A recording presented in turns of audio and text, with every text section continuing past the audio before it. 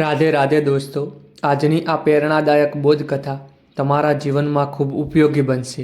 જેથી વિડીયો શાંતિથી જોજો અને કમેન્ટમાં હર હર મહાદેવ જરૂર લખજો. એક વખતની વાત છે. એક રાજ્યમાં એક જ્ઞાનવાન રાજા રહેતો હતો. રાજાને પોતાના પ્રજાજનોને એક મહત્વનો પાઠ શીખવવો હતો. એક દિવસ તેણે પોતાના મંત્રીને કહ્યું, 2 માટીના પાત્ર લાવો, એક ખાલી અને એકમાં હળવી રેતી ભરીને લાવો. મંત્રી 2 માટીના પાત્ર લાવ્યા.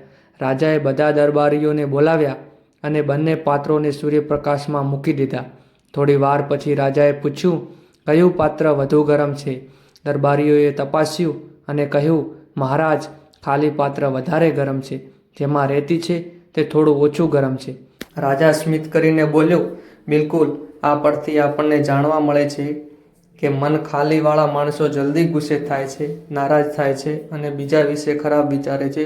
પણ જેને મનમાં સારા વિચારો, જ્ઞાન અને મૂલ્ય હશે તે કોઈ પણ પરિસ્થિતિમાં શાંત રહેશે. આજની આ નાનકડી બોધકથામાંથી આપણને બોધપાઠ એ મળે છે, મન ખાલી ન રાખવું, તેને સારા વિચારો, જ્ઞાન અને સકારાત્મકતાથી ભરેલું રાખશો તો જીવનની મુશ્કેલીઓમાં પણ તમે શાંત રહેશો.